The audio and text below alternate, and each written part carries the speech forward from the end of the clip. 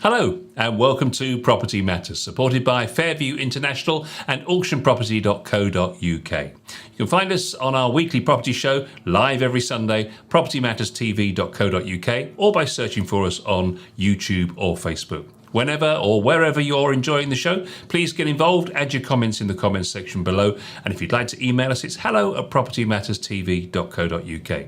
It's also available as a podcast, wherever you get your podcasts from each week, of course. It's available Monday at 10 a.m. after the Sunday show on any of those big 8 podcast platforms. So, Joe, after the excitement of our 100th show last week, it is the 101st show. It's business as usual. Back to our next 100. Yeah, I feel like I'm going to be sort of doing a century again. You know, it's like being on the cricket field, and I've just done my first century, the 100.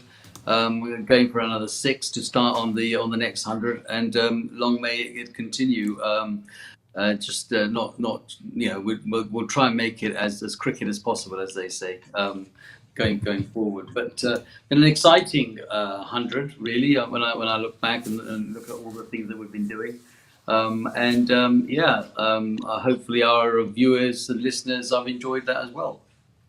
Well, we've delayed the the monthly Zoopla report because of last week's show, so we're kind of doing this a week late, really. But it's interesting to always look at what's happening in the market, and this is the excellent research that Zoopla does every month on the housing market. And basically, the summary is that demand is weakening but not falling in the market. UK house prices increased 8.3%, or £19,800 in the last 12 months. South Western Wales, of course, continuing to do very well. New sales agreed remain in line with last year, whilst stock levels have started to rebuild off of a low base, boosting choice for buyers.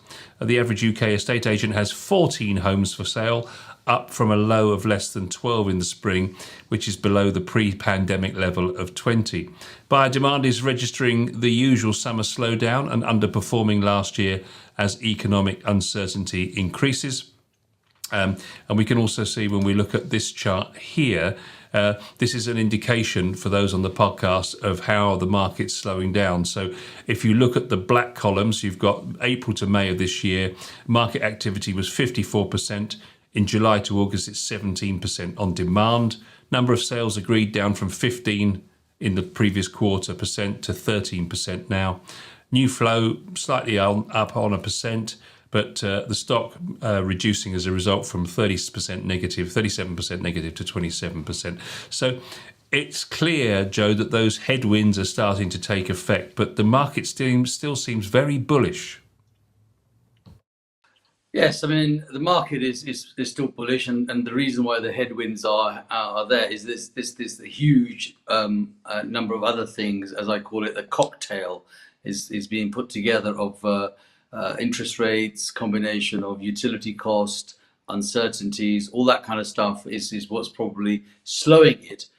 But what is important is that it is still the best form of investment and people are still confident. So, as time goes on, it has a little switch, in our gear stick from drive to neutral. And then in some cases, it might come from drive to maybe drop down a gear or two. And that's where we are right now. We're dropping down a gear or two before we actually land in neutral. And so circumstances are going to be where people are going to think about what they're going to be doing and whether it is now pressing to purchase now, or should we wait a little bit longer? When these things are settled. And the government is the real probably fly in the ointment in this, because there is that uncertainty, that unsettledness, and whoever is in will be the ones who will start to sort of say, right, okay, well, now it's going to take them a couple of years to get themselves sorted. So these are the challenges that we're going to be having, really. When you look at the demand for homes outside London, things are actually weakening. So we have a graph here at the moment between August 21 and August 2022. So you can see across there from particularly places like East Midlands, huge drop from August 21 to August 22, from sort of almost 50% down to just over 10% in terms of demand for homes. But London has improved. But you can see a year ago, London, nobody wanted to buy in London. and it's still not really, although it's improved, it's still not in a positive percentage, because the prices are just pricing people out of the market, it's suggested. Yeah, but we knew that. We go back into our programs. You will see that we discussed that during the pandemic period. That basically the London prices and the whole thing about people running out of the big city, built up areas, etc., to go out to the race for space. That's what shifted everyone out. But now that time is over, it's a window of opportunity for people to come back in. So London is definitely going to be the one that is going to, be stronger. However, it is also a main city of the world. It's a deciding city of the world. And whilst the government has been in turmoil, that's probably part of the reason why London has got maybe some brakes on it. But I think in the next couple of years, you will start to see London excel back, and if not beyond, everyone's expectation, because it will get stronger and seriousness will happen. And yes, the countryside will continue because it becomes a different move, Paul. Well, historically, people were moving for social, education, better life, country air, all sorts of other scenarios, which were not the reasons that people moved over the last 2 years. The last 2 years was safety, security, health, not being part of the pandemic, didn't want to sit next door to somebody who was coughing and spluttering, etc., etc., didn't want neighbors. All of those things were different drivers. But now the drivers are back to what we would say almost the new normal, because I have to say new normal because we don't know what normal actually really is anymore. But the new normal is that people want to go back to work. The youngsters want to go back into the city. They want to actually go and rent. So all of those things are going to come back in. It's a cycle. It's a cycle of everything that we do. We are human only, and we go with the wish and the want and the flow that we have. But the flow there is that the bright lights of London will continue to attract not just national people, youngsters, but international, and even international students have been slow in coming back because they were able to do most of their studies online because pandemic gave them that chance. It changed the entire world. So there were people who were traveling from all over the world to come to an education at one of the universities in London. Well, they then offered them the same position and an online teaching. So now they're thinking, well, actually, why do I want to pack my bags and go to London when I can actually get to the same result sitting in Kuala Lumpur or somewhere else, wherever else they're sitting? And so those things have changed and that evolved. And in a way, that's a good thing, and in a way, it's a bad thing. The good thing is it actually gives the youngsters in the country the chance to get onto the property ladder in places like London, which has not sort of been speedy in putting the prices up, especially over the last couple of years. So those that were smart took those opportunities and went, okay, I'll buy something in London, even though I'm not in a position to go and live there because it's a pandemic or whatever. But that growth, if you took that investment chart for a minute and said to yourself, you bought 2 years ago and look at the increase that's happening already, you would have had a good return already because you would have taken that step earlier, but people were shy in making that step. So as I said, it's either you've got to be with it, or you're either behind it, or you can be ahead of it. The ahead of it is those people that think themselves, right, this is the downturn, this is my time to go and buy. Or they're behind because they think I should do this, and if I don't do it, I'll have to pay the price. And those that never get there are going to rent. Looking at that very point, you talk about the salary that people earn. Very interesting figures here that's been provided by Zoopla. So they've looked at what's needed in terms of sort of household income to buy at 2% mortgage rates, at 4% mortgage rates, and what's required for an income to rent. And then they've done that across the country. And if you look at London, so the salary, if you were going to buy in London, on average, at sort of a 2% mortgage rate, you'd need 70,000 or thereabouts a year, maybe 70 to 80,000. Renting, you'd need to earn really sort of 65 to rent something decent. And then also, if you do it at 4%, you'd need nearly £110,000 to rent a property, to buy at 4%. So what they're saying in conclusion of all that is that actually all the activity, or the vast majority of the activity in the market at the moment, certainly in London, in terms of buyers, is at those upper end salaries, people that are moving on the bigger houses because they are not yet impacted by this huge cost of living rise. Because it is odd that we haven't seen the market slow down faster, bearing in mind so many headwinds coming in. Truth is, the people that were just about on the affordability scale have now said, I'm not going to be able to make it now for a while. But those at the top think, right, this is probably, I need to do this now because it's going to get worse for the next couple of years, quite possibly. So I need to make my move now. And the market is busy because it's the upper end that's trading. And what is the upper end? In all honesty, I mean, you've got to be thinking the upper end has got to be £1 million plus, because the average house price or flat price nowadays is near on £500,000 in London, and maybe sort of in the certainly the stronger parts, West London, etc., Kensington and Chelsea, those sort of areas, or Mayfair. But the point is that yes, it is the upper end, the high salary earners, the people that are travelling, business people that are there. Those are sustaining the London values at this moment in time, because they are. But also they're doing it, Paul, because I believe that they know that they've picked up a good opportunity, because they are the ones that are able to buy because of good salaries at reasonable prices.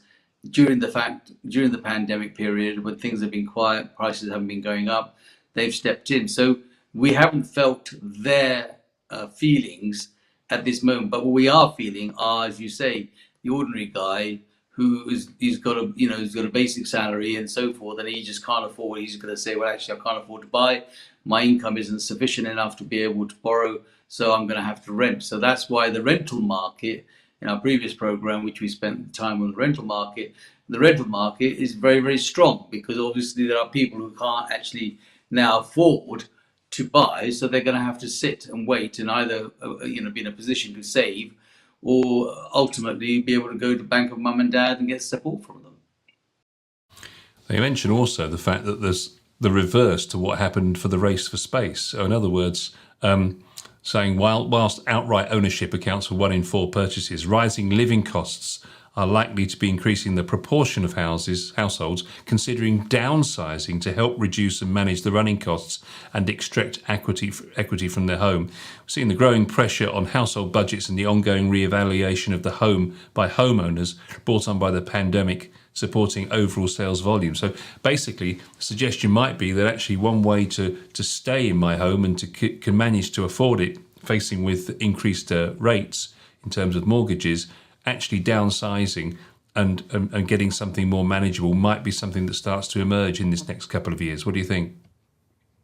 Oh, without a shadow of a doubt. And there's a group of people that will always, do that and probably realise that. And I when I've spoken to people, on the front line, Paul, I've found that a lot of people have said to me, basically, didn't really realise how much of a race in life, forget about race for space, race in life have been at. And now they've had the time, unfortunately through the pandemic, but it's certainly given time for people to sort of take stock and stop and think about and adjust their lifestyle and value. And probably that's the underlying thing, is to value their life, value what they've got. And they turn around and say, well, actually, do I really need this massive place? Or do I need to do this? Maybe I could utilize this, downsize, reduce my overheads, and actually go out and enjoy and travel, which will become probably the next thing that will take its turn. Because the hospitality industry is the industry that has suffered the most, and is still to a large extent suffering.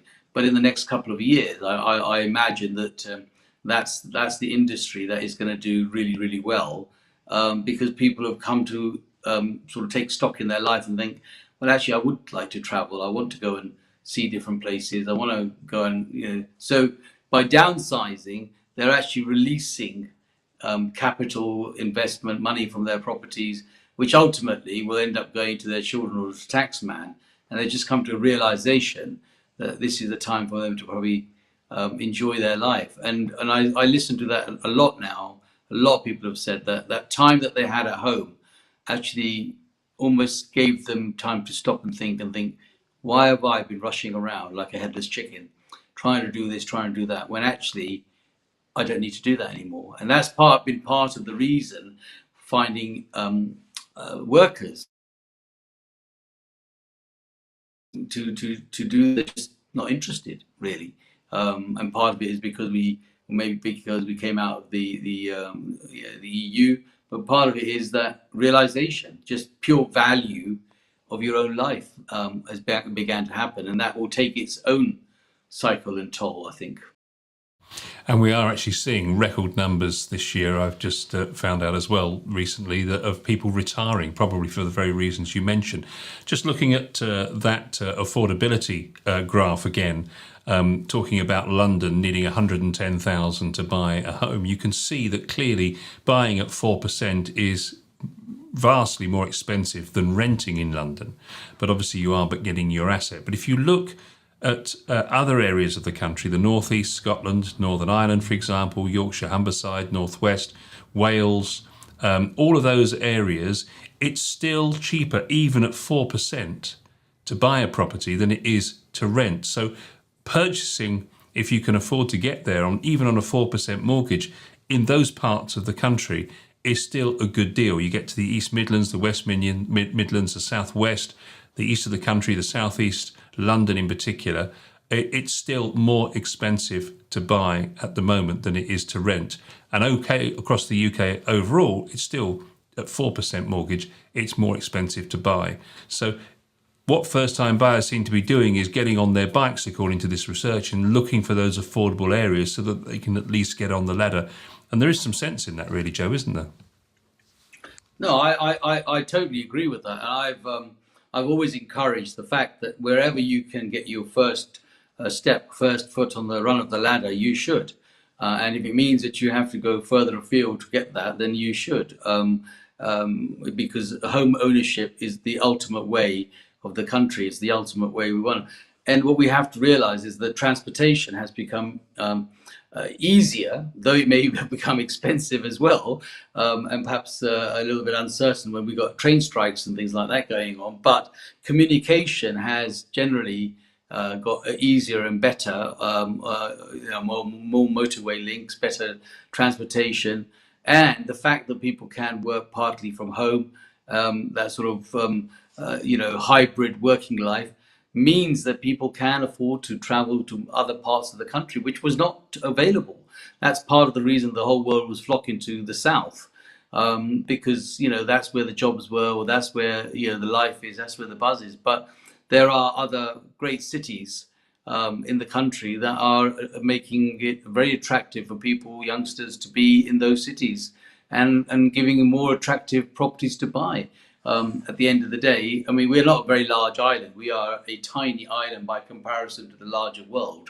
It just seems that it takes forever. The truth is, it probably takes me lesser time to go to Birmingham in a car than it does for me to go to central London.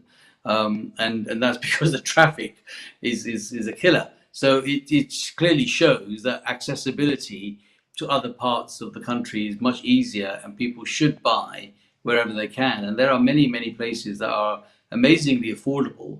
And even if it means that you buy it and then you rent it out or something like that and move down here, at least you've got some sort of place that you can call your own. So I totally applaud and encourage that. The headline that grabs the attention from this report is that the extra income that a first-time buyer now needs to afford a mortgage at 4% is £12,500 a year. So your salary is going to have to go up by £12,500, or you're going to have a ceiling of £12,500 extra affordability to afford a mortgage at 4% than if you did before, when it was 2%. And interestingly, they make the point that a high proportion of today's mortgages are on fixed-rate loans, and they're stress tested, of course, because they had the stress test at that time, up to a rate of 7%. And they believe that this has built and baked in a resilience in the market that will limit the downside for prices in the short term. And it's only when we apparently hit recession towards the end of the year, as people reassess and they also remortgage, that they'll realise that prices will suddenly suffer as a result. Absolutely, and I just want to bring a point that you made there, quite valid. I mean, to have the increase of another 12,000 a year, the rules of investment, buy-to-let properties, and home ownership are now different to what they used to be. And I remember Bob actually bringing this up and saying that you don't actually have to be a homeowner to start your portfolio of buy-to-let properties. So there's nothing stopping anybody buying properties in the north and potentially using it as an investment. And the return, the capital, the money that they make from that could quite easily go towards the extra income that they need to have to actually buy their own home back in the areas that they live in. And I think that's a very encouraging point to have, that you don't have to. Whereas before, you used to have to be a homeowner before you can actually then become a buy to let. But I think that's very valid. I certainly learned that. I would definitely encourage that to as many people as possible. It might be that you don't want to have your first home in, I don't know, the Outer Hebrides, for argument's sake, but you might decide that you can buy a whole street of properties which are going to be rented, and that rental income could go towards your actual income to buy the property that you may wish to buy where you are living. So there are many ways that are now more open than they were before, and I'm sure if anybody wants to take guidance and advice on that, you can contact us directly, obviously at the numbers that we give you, and we'll put you in touch with people like Bob so that they can advise you and guide you correctly for that. But I think there are many opportunities that are left open still for people to buy. Gazundering has made an unwelcome return in the market, Joe. So Gazunder, bless you. And basically, more and more houses being hit, well, house sales being hit by gazundering, also known as price chipping. And it's been unheard of in the recent market because it's been so strong. And it's now back with a vengeance, according to Osborne's Law, a solicitor firm. They've reported a surge in the practice. Home buyers price chip by demanding money off agreed sale prices just before the sale is about to exchange, citing an issue like a survey has damp, for example, or a problem with the roof or the electrics. So people looking to get a discount based on anything that's come up in the report. But because that's a tricky scenario to deal with, Joe, and be interested to get your advice. I think that Osborne's that did the report should also have looked in the mirror and found out the reason gazundering happens is because the system that they operate is so damn slow in the conveyancing that it gives time for people to actually rethink and gazunder and want to offer chipping of prices because they've actually got time to think that they should do. And I can live through real stories of that when people are quite happy to buy and get on with their life, but it takes nearly 3 to 6 months for a transaction to go through, and that's enough time for anybody to start to think. It's enough time for any market to change. We can see we've talked about 100 programs. We've done 100 and in that 100 programs alone, Paul, that market has changed from all sorts of things that we never ever envisaged or imagined. Imagine if you're doing a property purchase as the first time, or you're part of a chain, and the only reason it's not going anywhere is because your legal advisors can't make headwinds or make sense of the transaction that happens all the time and has happened for centuries in this country. The simplest thing to do, but they make it the longest thing, and that gives wind and opportunity for things to change and for people to then think, actually, I need to rethink this, and maybe gazundering comes in. So gazundering is a form of chipping. It's basically lastminute.com. The seller is in a position of weakness. They need to move. They need to buy. Buyer comes along and says, well, house prices are perhaps not getting what they were, or this needs X, Y, Z done to it. This is my window of opportunity to get the man in the corner and say, well, actually, I want a £5,000 discount because I can say so, and I want it. And if I don't, I'll pull out. And then you've got to weigh up the situation of whether you give them a £5,000 discount, exchange contracts there and then, or do you say, okay, to hell with you, go back again and spend maybe more than £5,000 in time and energy and process. So, but that time and energy and process, unfortunately, as much as I love my solicitor colleagues, they are part of the cause of that problem. It just takes ever for them to actually do the basics. And it's not as if they haven't sold houses before in their life. They've sold them for years and years, just like I have. But for some reason, it just takes them forever. And that's where gazundering comes into it. Whilst it's not moral, Joe, it's not actually illegal, is it, this gazundering? And the other thing that people don't realise, a lot of buyers, that if they do this right just before the exchange, then they have to go back to their mortgage lender to get new documentation for the newly agreed price, which of course could produce another risk to the buyer, and of course certainly will almost certainly delay the actual exchange. Oh, it's music to my ear what you're saying. This is the problem. What I'm trying to say is that it's the process that kicks the whole thing into a reverse gear. If a gazundering happens because people have had the time, what they don't realize is, as you rightly say and point out, that there's a whole raft of things that actually have to take precedence in as well. Mortgages, other searches might be out of date. Searching has to be done again. The new lender might say, actually, they might go back to the lender, and the lender's changed their mind. They made an offer. Now they haven't got the situation. They might have got themselves a CCJ in between somewhere along the line, hadn't paid a bill. It's just a nightmare of scenario. But it sounds good at the time. And without the right guidance and the right advice, yes, gazundering will continue to happen. But what somebody has to realize is that it's not just about, oh, I'm going to knock them for $5,000 or $2,000. They could actually end up not having a mortgage that they already got, because the lender may change their mind, or they change their terms. Their interest rate may have gone up to the interest rate they had agreed. So they might think they're kicking the landlord, the vendor, for £5,000, but they actually might end up paying more than £5,000 in an increase of interest, because the lender may have changed their product. And when they reissue a new offer, it'll be under new terms with a reduced amount or etc. So you really got to think very, very carefully and seriously of how this happens. But it does sound, good in the short term. Long term, not only do the seller pay, but you probably end up paying too. And as a seller, talk to a very good quality agent. I mean, that's one of the things where a good quality agent will be able to help you in that negotiation.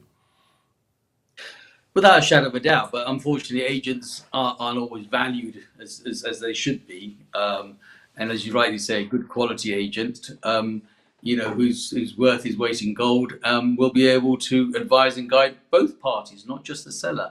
It's about seeing sense, but unfortunately, they don't get as involved as perhaps they should, or they don't have the knowledge and experience, which is not their fault. They might be just starting out in the business.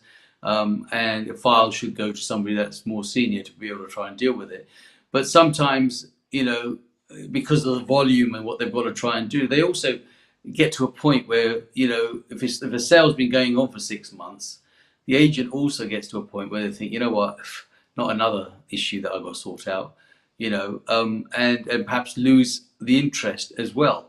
And vendors don't incentivize agents, and sellers don't incentivize agents. In fact, if the pair of them don't end up doing a transaction, the agent is an incentivized period, because they're not going to get paid for it.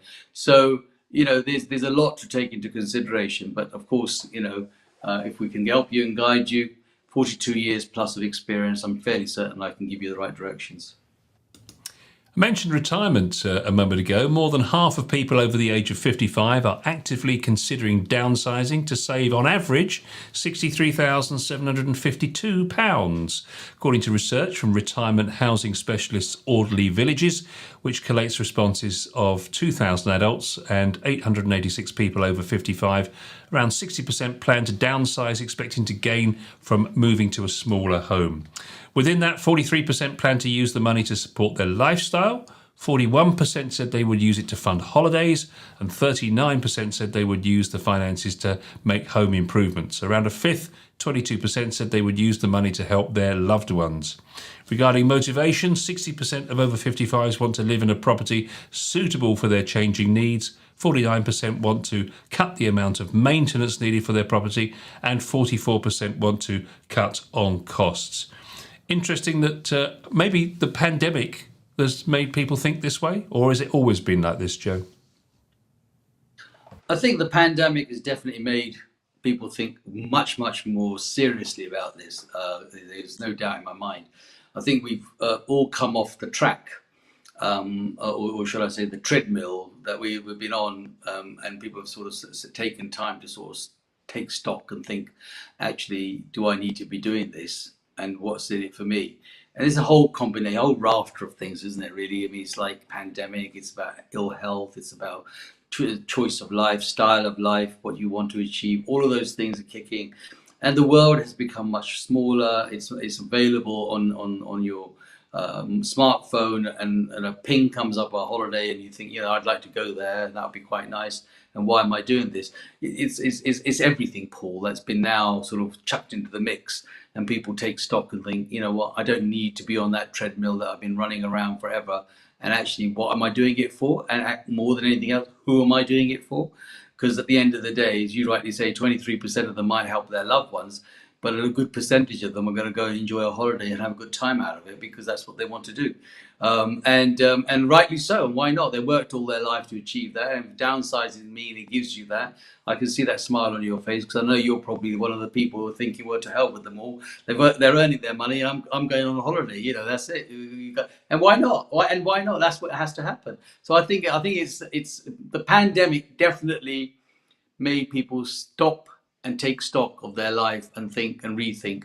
The technology that we now live with has made it even easier because ping on your smartphone comes up a potential break or an idea or something which you used to have to think about. You imagine the day, I'm sure you will definitely remember, I do, you'd sit in the travel agent looking through the catalogue and brochure of wherever you thought you were going to go, and then you sat there with them trying to work out where you were going to go. I mean, the whole now you don't even, travel agents don't exist because it's all done on the, you don't have to go to a train station to buy a ticket. You can buy it online. The whole thing is just changed. So I think people have definitely got smarter and cleverer and actually become more, self-assured about what they want to do. So I don't think this is it's a new thing. But it's probably long overdue, and good luck to everybody.